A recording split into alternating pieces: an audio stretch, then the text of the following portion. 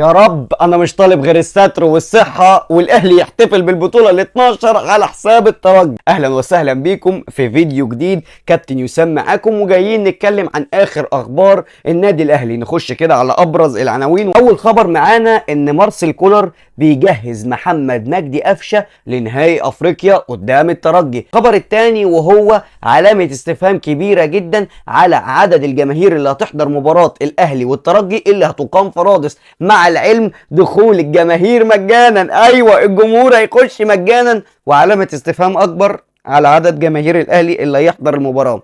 ثالث حاجة هنتكلم فيها عن اللعيبة اللي ان شاء الله يكونوا جاهزين تماما لمواجهة الترجي.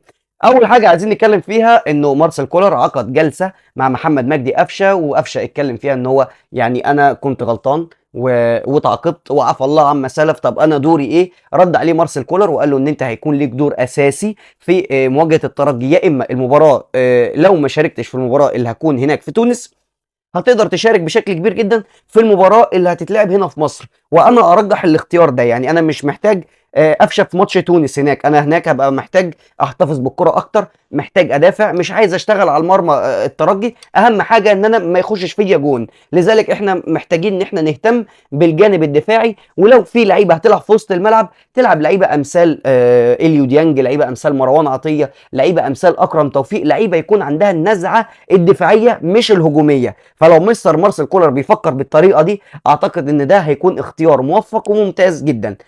نيجي نتكلم عن اعداد الجماهير اللي هتخش. طبعا زي ما احنا عارفين ان ملعب رادس ده بيكون مليان بالجماهير، وان الانديه التوانسه والانديه المغاربه سبحان الله الاتحاد بتاعهم يوم ما بيعرف ان هم بيلعبوا بطوله بتمثل بلدهم وبترفع اسم الاتحاد في العالي، فجاه تلاقي المدرجات كلها اتفتحت ويجيبوا كراسي على الاستاد من بره، وتلاقي بص ما فيش مكان في الاستاد.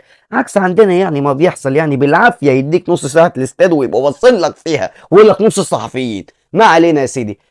عدد الجماهير اللي هتحضر مباراة الأهلي والترجي التونسي في ملعب رادس هتكون حوالي 27,000. 27,000 متفرج لنهائي لنهائي أبطال أفريقيا على ملعب رادس. طيب احنا فينا في الجمهور الأهلي ليه فيهم كام؟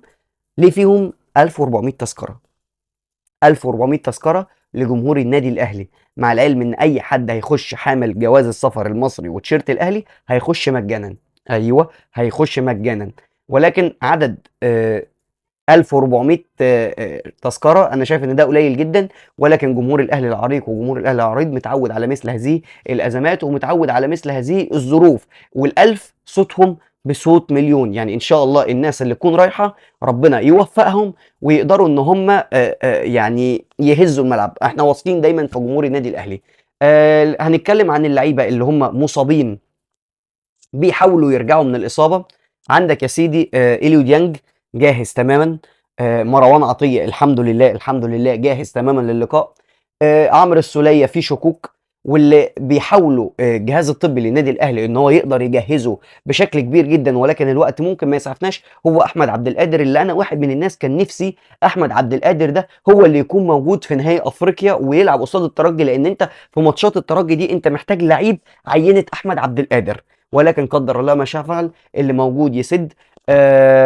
التذاكر يا جمهور الاهلي، تذاكر مباراة الاهلي والترجي اللي هتتلعب هنا في القاهرة هتطرح تقريبا بكرة او النهارده بالليل على الموقع، فيا ريت تطبقوا على الموقع من دلوقتي عشان يبقى ليكم اسبقية الحجز واسبقية الحضور. الجمهور وعنصر الجمهور هو اهم لاعب هيكون موجود في المنظومة، واهم لاعب هيكون موجود في النهائي. دعواتكم معانا ان شاء الله، ان شاء الله ربنا يكرمنا والاهلي يتوج بالبطوله ال 12. واهم من ده كله عايز اعرف رايكم في الكومنتات، ويا ريت لو انت بتشوف الفيديو ده لحد دلوقتي شير الفيديو، اعمل لايك، اكتب لي رايك في الكومنتات. تابعنا لو انت مش متابعنا يا اخي، احنا بنتكلم في المحتوى الكوره وبنحب النادي الاهلي. على الصعيد الاخر يعني انا عايز ابارك لنادي الزمالك بالفوز بالكونفدراليه.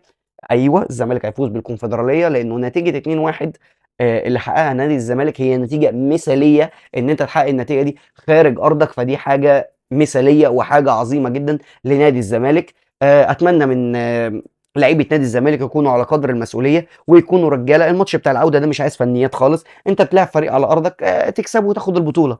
يعني كسبته بأي نتيجة هتاخد البطولة، كسبته 1-0 هتاخد البطولة، كسبته 2-1 هتلعب ضربات جزاء، كسبته 3-1 هتاخد البطولة.